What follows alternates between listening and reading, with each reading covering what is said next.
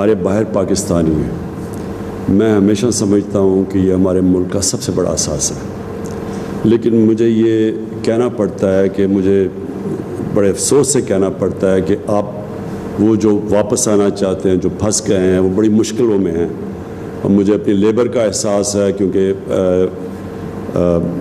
ان ملکوں کے اندر جدھر یہ مڈل ایسٹ میں ہمارا لیبر گیا ہوا ہے، ادھر اس لاک ڈاؤنز، وہاں لاک ڈاؤنز کی وجہ سے وہ بے روزگار ہو گئے ہیں اور وہ آنا چاہتے ہیں واپس۔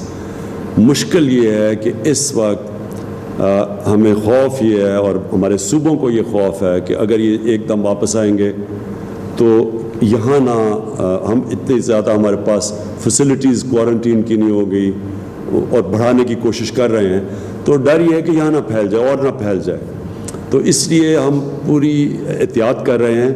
لیکن میں آپ کو یقین دلاتا ہوں کہ ہمیں پورا احساس ہے، سارا وقت ہم یہی سوچ رہے ہوتے ہیں کہ ہم کیسے زیادہ اپنے پاکستانیوں کو واپس لے کے آئیں۔ تو موہت پلیز آپ اپڈیٹ کریں۔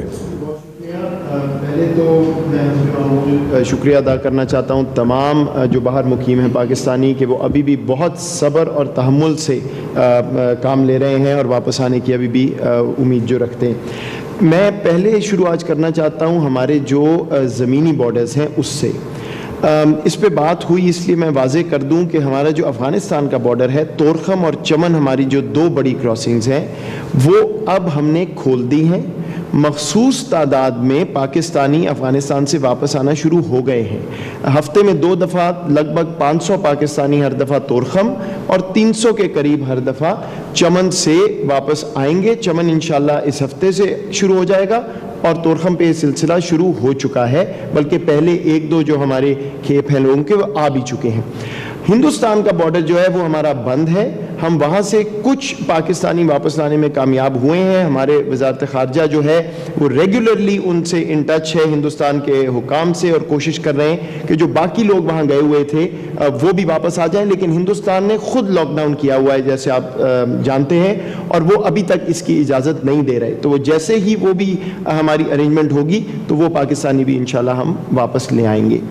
جہاں تک تعلق ہے ہمارے مسافر جنہوں نے جہاز پر آنا ہے، پہلے میں وضاحت کر دوں، ایک سوال اٹھا تھا کہ یہاں پہ جو لوگ رہ رہے ہیں دوسرے ممالک کے شہری، ان کو شاید باہر جانے کی اجازت نہیں ہے پاکستان سے۔ ایسی کوئی بات نہیں ہے، باہر جانے والوں کے لیے کوئی ممانعت نہیں ہے۔ پی آئی اے جو ہے وہ ریگولر فلائٹس اپنی لے جا رہا ہے جہاں بھی ان کی ڈیمانڈ ہے، اور بہت سے ملکوں نے اپنے جہاز بھیج کے اپنے شہری بھی پاکستان سے وہ واپس لے کے گئے، تو اس میں کبھی بھی ممانعت نہیں تھی۔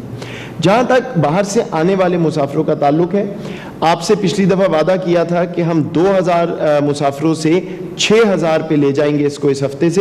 اس ہفتے میں آپ کو بتا سکتا ہوں کہ 6000 مسافر پاکستان آئیں گے، اگلے ہفتے سے انشاءاللہ 7000 کے قریب مسافر آئیں گے۔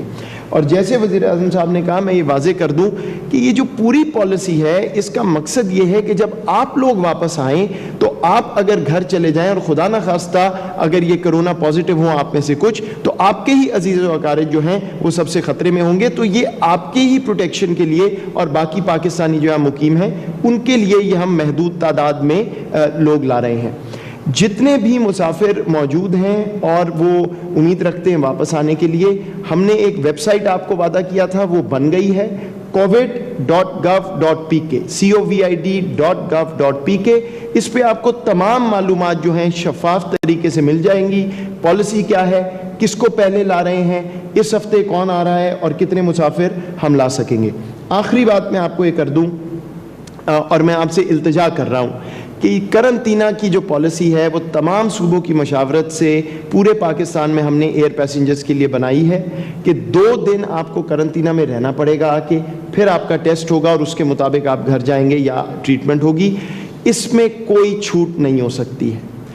اس پہ بہت سے آپ سمجھ سکتے ہیں میسیجز بھی ہیں، رسوخ والے لوگ بھی ہیں۔ وزیر اعظم صاحب کی بالکل کلیئر ہدایت ہمیں ہوتی ہے، ہر چیز پہ کوئی ایگزیمشن نہیں ہے، کیونکہ یہ ہم سب کے تحفظ کے لیے ہے۔ تو اس پہ میری التجا ہے کہ اس میں کوئی ہم کسی قسم کی نرمی نہیں لا سکیں گے۔ آخر میں صرف پھر سے اپنی قوم کو ایک چیز کا احساس دلوانا چاہتا ہوں کہ جب بھی مشکلات آتی ہیں کسی قوم کے اوپر تو اس قوم کا ایک امتحان ہو جاتا ہے، اور یہ جو اس وقت یہ جو کرونا وائرس ہے یہ دنیا میں جس طرح پھیلی ہے ہر ملک کا امتحان ہے. اور آپ دیکھ رہے ہیں کیونکہ اب تو ٹی وی کے اوپر ساری دنیا میں کرونا کے اوپر ہی سارے پروگرام ہوتے ہیں.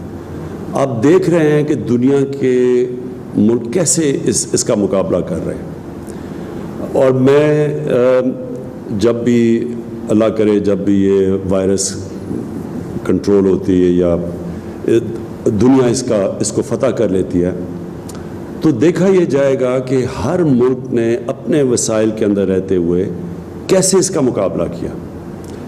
انسانی معاشرے میں اور جانوروں کے معاشرے میں کیا فرق ہے؟ انسانی معاشرہ ہوتا ہی وہ ہے جس میں انسانیت ہے, یعنی کہ وہ فکر کرتا ہے کمزور طبقے کی. وہ طاقتور, جس طرح مدینہ کی ریاست میں لوگوں کو بار بار یہ یاد کرواتا ہوں کہ مدینہ کی ریاست کی سب سے بڑی خوبصورتی کیا تھی. وہ دنیا کی پہلی ریاست بنی تھی جو فلاحی ریاست تھی, جدھر کمزور کی ذمہ داری ریاست نے لی تھی, اور جدھر جب مہاجر بالکل کسی چیز کے بغیر پہنچے تھے مدینہ تو انصار نے ان کی ذمہ داری لی تھی. یعنی کہ مشکل وقت میں انسانیت دکھائی تھی. ہمارا بھی یہ ٹیسٹ ہے, دنیا کا بھی ٹیسٹ ہے. ہمارے سے وہ ملک جن کے پاس کتنے وسائل ہیں, آپ وہ دیکھ لیں کہ وہاں کیا حالات ہیں آج, اور ہمارے پاس وسائل کی کمی کے باوجود آپ یہ دیکھ رہے ہیں کہ یہ کیسے ہم اس کا مقابلہ کر رہے ہیں. لیکن قوم کو میں یہ بتانا چاہتا ہوں کہ آخر میں ہمارا ٹیسٹ یہ ہوگا, اللہ یہ دیکھ رہا ہے کہ ہم اپنے کمزور طبقے کا کیسے دھیان رکھتے ہیں.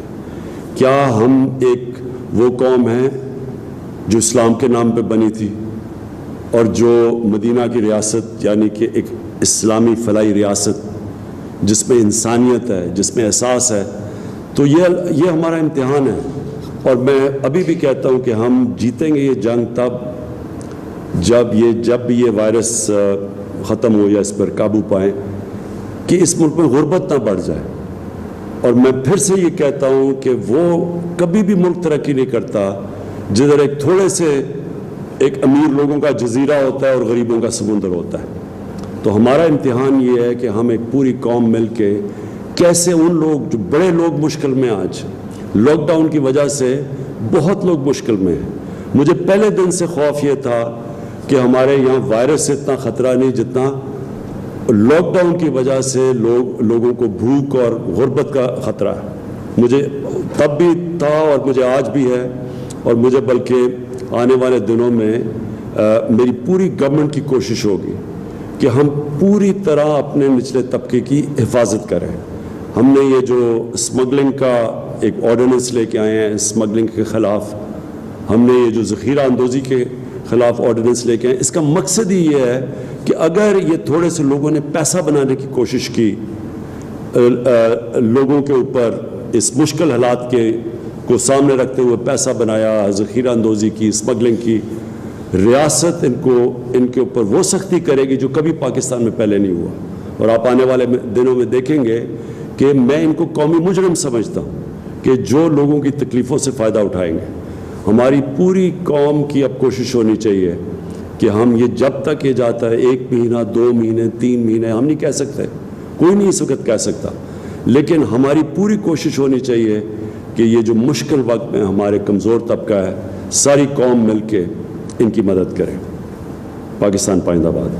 Find more news reports of this event. Log on to exponews.com.pk.